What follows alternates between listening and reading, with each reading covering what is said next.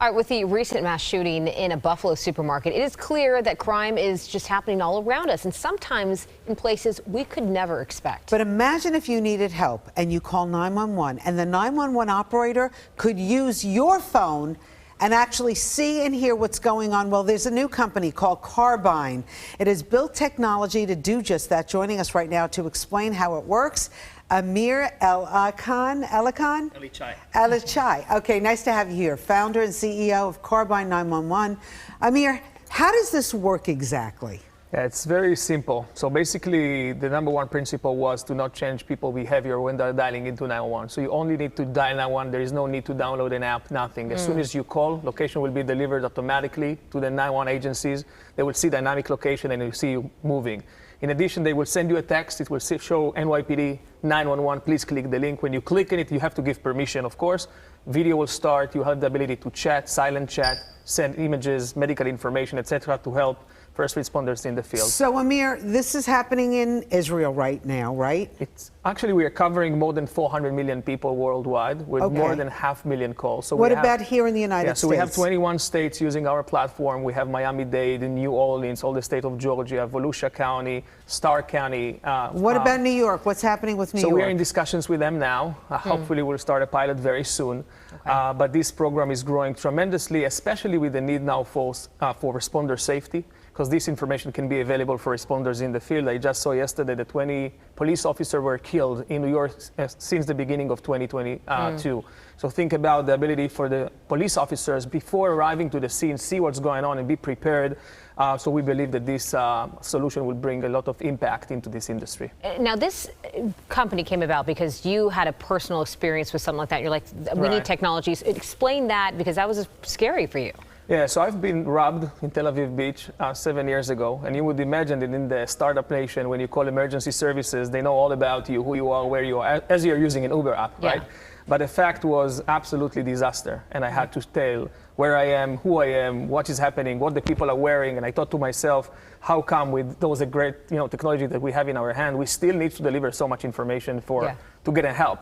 So this is how I started the company, and luckily we are backed by very strong investors, such as Founders Fund, Peter Thiel, former CIA directors, and very, very good people that are helping us to bring this solution to the mass market. So you're going to actually demonstrate how this whole thing works. Absolutely. All right, so show us how it works. So basically, the good thing is that this platform is deployed in like 30 seconds on top of every 911 solution worldwide. When a person is calling into the 911, immediately what will happen is that his location will arrive automatically. In this case, we're not doing a 911 call, so my friend outside will get a link. He will see 911, please click the link to approve location. Okay, so we have a friend outside. Yeah, exactly. So did you send him that link? Exactly, and already you can see the location arriving on the screen. Okay, let's see it on your computer now. So basically you can see the screen, you can see the video, coming from... Oh, that's the video. That's the video from the scene, real time, including the location. I also have the ability to send predefined messages. So for example, in domestic violence, someone cannot speak, and we had crazy events with ladies that are being kidnapped and all that.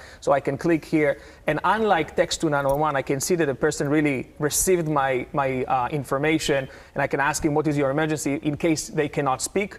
I can also see traffic information. I can see other events around the person, and I can take snapshots. He sent me just now a picture, so basically we can see that this is a car accident out there. So think about taking that information. Let's take this shooting in the subway in New York just 3 weeks ago. Think about the fact that those 911 calls would arrive with this amount of information, how helpful it will be for the police officers to find the person and to understand what he's wearing, how he looks, etc. Because I feel like that was also so chaotic when you have some people call in with a situation like that, that the first responders didn't know what they were going in there for. They thought it was a fire at first. Bianca, you would be amazed to understand what kind of technologies 911 is using in these days. It's actually exactly as my grandmother used 75 years ago. I'm not kidding. It's exactly the same. Yeah, but you know what? We're antiquated in New York. Like sometimes the cameras don't even work down in the subway. I mean, how do we know that this kind of technology will work anywhere? So basically, the good thing is that we have, tremendous amount of references. We have more than 500,000 calls processed through the platform every day.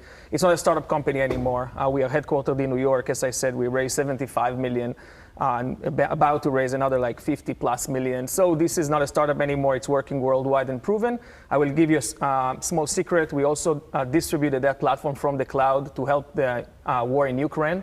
So they called us when the war started and said that we need like better situational awareness. If you can give us the solution, of course, we are not charging them for that. And they're using our platform all across the country to Ukraine so to manage they're allowed the event. to access everyone's phones and kind of get real-time information. They're not accessing people's phone, but basically people are delivering them. They're calling to emergency services.